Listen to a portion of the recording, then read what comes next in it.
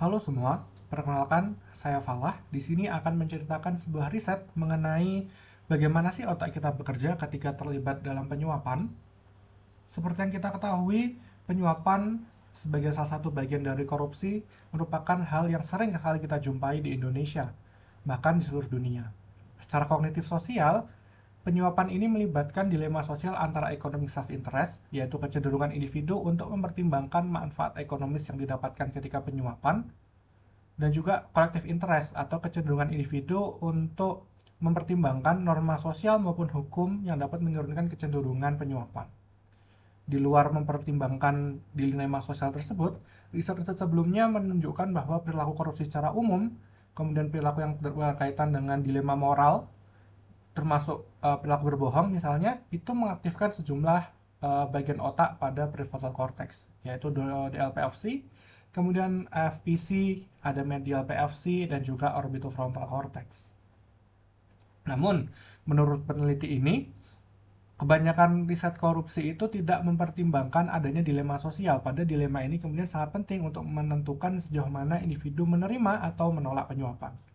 Maka dari itu, dengan desain within subject experiment design, peneliti mencoba untuk menggali sejauh mana dilema sosial ini berpengaruh terhadap uh, probabilitas penyuapan individu dan juga bagaimana otak kita bekerja. Pada kondisi ini, pada riset ini, partisipan diminta untuk mengerjakan dua jenis tugas, yaitu economic self-interest only sebagai baseline, yaitu di mana individu diminta untuk memilih antara menerima uang, tapi um, bisa jadi mereka kehilangan uang lain dengan probabilitas tertentu, atau menolak uang tapi tidak mengalami resiko apapun. Dan juga economic self-interest plus collective interest, yaitu kondisi penyuapan, di mana mereka diminta untuk memilih antara menerima suap atau menolak suap. Namun ketika menerima suap, mereka memiliki resiko untuk kehilangan uang dan juga ketahuan orang lain dengan probabilitas tertentu. Nah, tiap-tiap mereka mengerjakan tugas tersebut, mereka diminta untuk mengisi kuesioner mengenai sejauh mana mereka merasa takut terhadap hukuman moral dan juga hukuman hukum atau hukuman legal ketika mengerjakan tugas tersebut. Mereka juga dipasangi FNIRS atau Functional Near Infrared Spectroscopy untuk mengukur sejauh mana sih otak mereka aktif pada bagian-bagian tertentu ketika mengerjakan tugas. Nah, hasilnya cukup menarik teman-teman. Secara deskriptif, ternyata probabilitas penerimaan uang itu lebih tinggi ketika economic gambling game atau kondisi economic self interest saja dibandingkan ketika mereka pada kondisi breathtaking decision game atau gabungan antara economic self interest dan juga collective interest. Begitupun pada kondisi waktu reaksinya, antara menerima dan menolak uang pada kondisi economic self interest saja atau economic gambling game ini tidak berbeda waktu reaksinya, menggambarkan bahwa pemrosesan secara kognitif itu tidak terlalu berbeda secara jauh. Tapi waktu reaksi ketika menerima suap pada kondisi gabungan antara economic self interest dan juga collective interest ini lebih tinggi ketika menerima daripada menolak, yang menggambarkan bahwa ketika individu itu menerima suap, maka terjadi pemrosesan secara mental yang lebih panjang dan lebih kompleks. Hasil ini juga berkaitan dengan acceptance probability atau probabilitas mereka menerima uang atau suap itu lebih tinggi pada kondisi economic self interest only atau kondisi gambling dibanding kondisi breathtaking atau gabungan antara dua dilema itu. Begitupun dengan jumlah uang yang berhasil mereka kumpulkan. Nah, secara self report ternyata mereka merasa lebih takut pada hukum dan norma moral itu ketika kondisi breathtaking decision atau gabungan antara collective self interest dan juga economic self interest.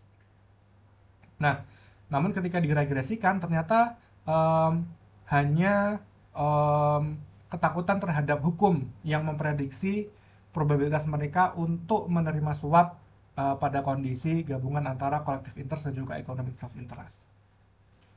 Nah, secara otak hasilnya juga tidak jauh berbeda, di mana pada kondisi economic gambling game atau economic self interest ini, aktivasi DLPFC dan FPC itu meningkat ketika menolak uang dibanding menerima, yang menggambarkan bahwa ketika menolak uang terdapat pemrosesan yang lebih kompleks karena menolak uang ini berbeda atau tidak sesuai dengan economic self interestnya, di mana individu ini cenderung menerima manfaat ekonomi yang lebih tinggi gitu ya ketika dihadapkan dalam dilema seperti itu. Namun kebalikannya, pada kondisi breathtaking atau gabungan antara economic self interest dan juga collective interest, ternyata aktivasi DLPFC ini lebih meningkat ketika menerima suap dibanding menolak suap, yang mengindikasikan bahwa terdapat pemrosesan mental yang lebih kompleks ketika individu ini menerima suap itu tadi. Nah, tapi di sini kan kemudian belum tahu nih apakah aktivasi tersebut sebenarnya berujung pada penolakan suap atau penerimaan suap. Maka dari itu riset ini lebih lanjut menggali hal tersebut dengan melakukan analisis mediasi pada sejumlah bagian otak yang aktif dalam kedua kondisi penyuapan. Nah, hasilnya ditemukan bahwa pada kondisi breathtaking decision atau gabungan antara economic self-interest dan juga collective self-interest, aktivasi DLPFC ini akan lebih tinggi. Dan aktivasi DLPFC ini mempengaruhi penurunan probabilitas individu untuk menerima suap, yang mengindikasikan proses pada DLPFC ini adalah proses response inhibition, di mana individu ini akan cenderung untuk mengontrol dirinya supaya dia bisa mempertimbangkan sejauh mana economic self interest dibanding dengan collective interest atau norma sosial, sehingga pada partisipan-partisipan penelitian ini aktivasi yang lebih tinggi pada bagian tersebut mempengaruhi penurunan kecenderungan individu untuk menerima suap. Nah, hasilnya cukup menarik bukan, bahwa memang riset ini secara lengkap gitu menggali bagaimana sih proses mental individu itu ketika terlibat dalam proses suap, baik itu secara perilaku, otak maupun secara subjektif melalui self report.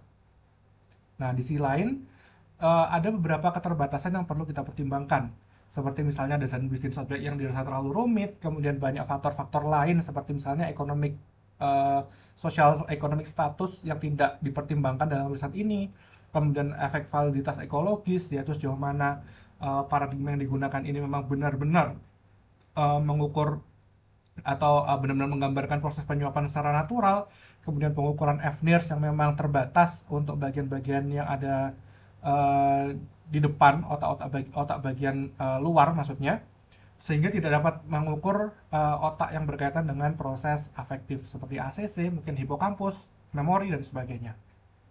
Nah, hal yang cukup penting juga adalah pada riset ini kita tidak bisa serta-merta menginterpretasi apakah aktivasi DLPFC ini berkaitan dengan kecenderungan individu untuk menerima atau menolak suap tanpa adanya analisis mediasi seperti yang sudah dijelaskan tadi.